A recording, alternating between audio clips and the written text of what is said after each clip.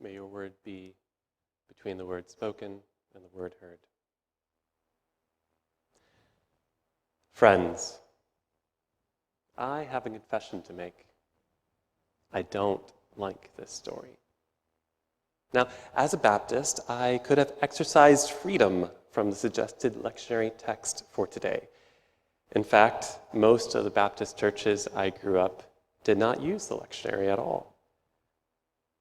A schedule, if you will, of selected texts which churches can follow.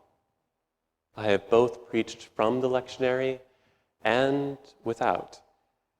So when I discovered that the text for this day was the parable of the shrewd manager, I confess I considered avoiding it because, as I said, I really don't like this story. But then I sat with it. I prayed about it. It has consumed much of my mind and heart, and soon it became apparent to me that I could preach nothing else but this text today. So here I am, preaching a story I struggled to understand in Sunday school when I first heard this tale. Here I am, still struggling as my confession still shows.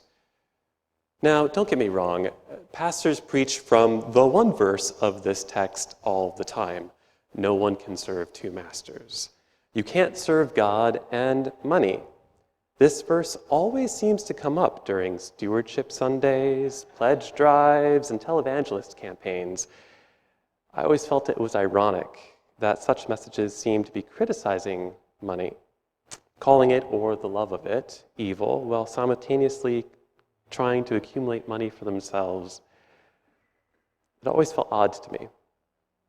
Perhaps even telling in a way that so many religious folks choose this one passage to carry that message when there are so many other texts we could pick. Curiously, though, I have never heard a single sermon of this type note the parable which precedes the oft-preached verse, the story of the shrewd manager. It is even dodged by many of our fellow Christians in denominations that exclusively preach from the lectionary. And while studying in seminary, I heard many different strategies how to dodge difficult texts like this when the lectionary calls for it. I am curious by nature. Also, Baptist tends to be a bit of contrarian and peculiar, both traits that I recognize within myself well.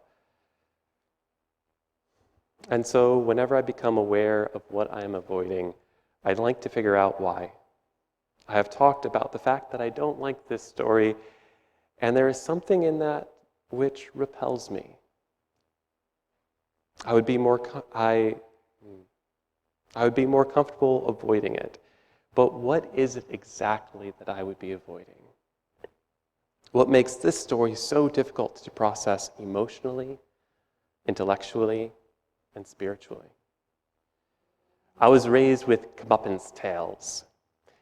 Stories like The Boy Who Cried Wolf, Brer Rabbit and the Tar Baby, The Ant and the Grasshopper. Stories where one of the main characters is foolish and then reaps the rewards of that foolishness. We have these stories in Scripture as well. Jacob tricks his father only to get tricked in turn by his father-in-law.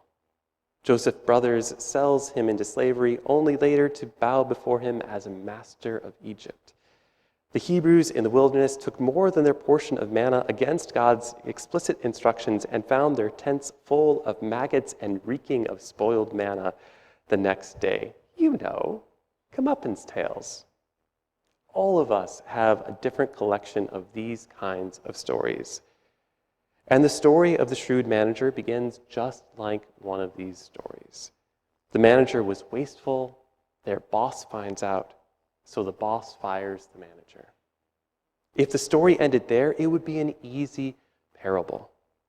It would be a complete comeuppance tale with a simple moral: don't be wasteful or you won't be able to provide for yourself.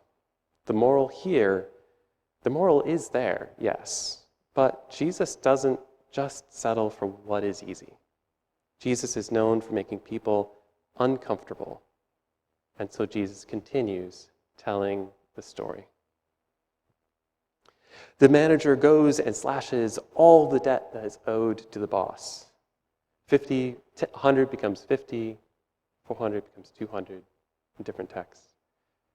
Now he's done it. Now the manager's really going to get his comeuppance. My childhood self who first heard this story would have loved that. It would fit with the simple good and evil worldview that I was taught. Black and white, flesh and spirit, emotion and thought, Satan and God. There's a part of me that still wished the story ended this way, but it doesn't. Instead, the manager's boss says to the manager that he did well. What? In a world where you are living, what world are you living in, Jesus? No boss I know of would commend a manager for stealing wealth by erasing debt. Do you? It's like paying a worker who has only worked 1 hour the same wage as the worker who worked the whole day. Oh, wait, yeah, Jesus gives us that story too. But that story is easier because it's the generosity of the owner that confounds our expectations. Here, it feels like the manager does something immoral, illegal, wrong, and gets commended for it. First by his boss, then by Jesus. Jesus says that there is something here that the children of the world do well, that the children of light do not. I don't know about you, but I feel like I'm being told here that everything I was taught, everything I thought I knew is wrong. I hate this manager, and I don't understand why the first part of this story, his wastefulness and mismanagement, would get him fired. Well, in the second part of the story, going around behind the boss's back and slashing debt gets him commended? What's the difference? Several years ago, I was a student just down the road at Monroe Community College, or MCC. In one of my classes, students were each assigned to give a presentation. I don't remember what I presented, but one of my classmates presented on needle exchange programs. She presented them well, and I learned a lot about how they operated. Afterwards, I talked with my classmate, the presenter, and said, "Excellent presentation. I admit that I am struggling with the concept of these programs, though. Can you help me understand, philosophically, morally, legally, if drugs are illegal, and we spend government money to help people do drugs safely, isn't it like creating a lane for drunk drivers?" I will never forget her response. You may be right, philosophically, morally, legally, but can you see it humanly? If you woke up one day addicted to drugs, what would you want someone to do for you? That conversation changed everything. I once thought I knew.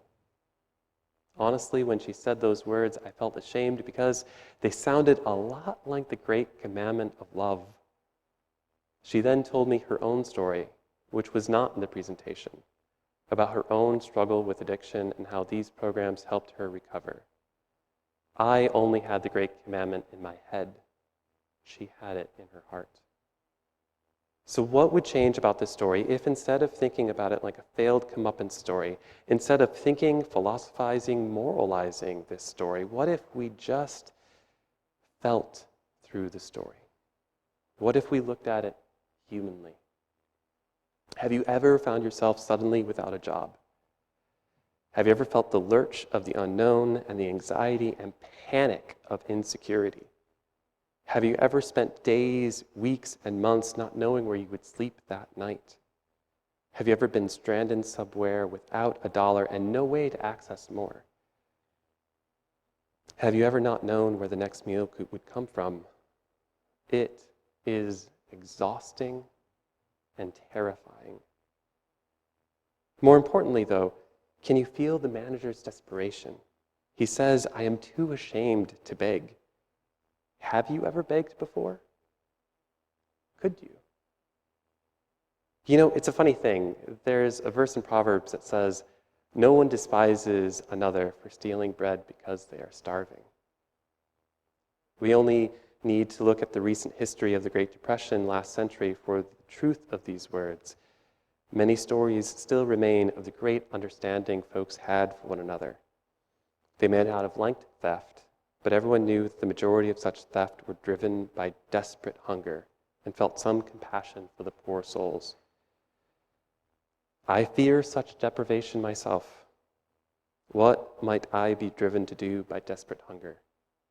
This manager is not starving yet, but the fear of such desperation leads to his radical act of slashing debt. I think I can understand that. If I'm honest, I'm afraid I might do the same in his shoes, driven by fear and desperation. That's probably a part of why this story makes me uncomfortable, because it reminds me that tomorrow is not certain, and that, as the ancient poet once wrote, all that is human is not alien to me, even this manager's thoughts, emotions, and actions. So what did he do?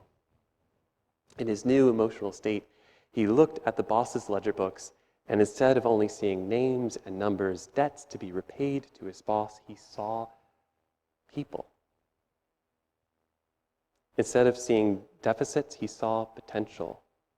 All of a sudden, the most negative line in his boss's debt ledger transformed into the most positive potential relationship. His view shifted from transactional to relational. Let's not valorize this shift. The manager was still very self-serving. But what if this manager accidentally stumbled into something really awesome? What if the manager's desperation allowed him to see the human in the boss's ledger? What if the manager's desperation allowed him to connect in some way with the desperation of those who owed the boss? What if what was commended was a shift from a legal, moral lens to a human one? Might this be the difference between serving, worshiping mammon, wealth, money, riches, and pursuing a relationship with the one who first loved us? Which causes me to wonder, what happened inside of God, the righteous judge of the universe, for Jesus to kenosos himself, to voluntarily empty himself of all power and become Emmanuel, God with us? Morally, we were fallen. Legally, we broke divine law. Philosophically, we chose our own way. There was no reason in this simple world of right and wrong through any of these ways at looking at us, humanity. But for God so loved the world. What if, self-serving and desperate though it might have been, whatever shift happened inside that manager mirrored something of the shift that happened in me when my classmate opened my eyes to seeing needle exchange programs from a human perspective? What if these shifts mirror something that might have happened inside of God before Jesus came to earth and told us this story, difficult though it may be? Friends, if you may grant me one amendum to this sermon. A few weeks ago, something flew out of my mouth that I hadn't really given much thought to, and it has consumed my thoughts ever since. These last 2 years as a hospital chaplain have changed how I look at Scripture. I can't read the widow who cursed the prophet Elijah for her son's death without connecting to the parents I've met at the hospital experiencing the worst days of their life. I've opened myself up to thousands of stories which have been poured into me. Most of them contain some measure of desperation of one sort or another. Curiously, just alongside that desperation is something that some call hope, others call connections, and still others dare to utter the word love. You know, I once avoided talking about my own emotions because I believed emotions were bad. I even tried avoiding feeling them. I don't like being uncomfortable. And yet I have learned that being uncomfortable is where I grow. I've discovered that emotions are full of life, and all my emotions, the nice ones as well as the not so nice ones, connect me with all of you. All of Scripture is new again. I am still discovering this story, which I have hated for so long, and I admit a new confession to you. I'm beginning to maybe even like it. It's weird. The parts I hated so much before, that I felt most confused by, are the parts I'm learning to love and find life in, because there, in that most human part, is where I find myself. Looking at myself humanly, in that human way, changes everything. And that is even harder to do for myself than to do for others. But doesn't it sound like the great commandment of love? To love God with all that I am, and to love others as I love myself. Perhaps it is in these stories and passages in Scripture that make us most uncomfortable, both emotionally and theologically, where God is waiting with truly, deeply abundant, thriving life. May it be so for each of us today.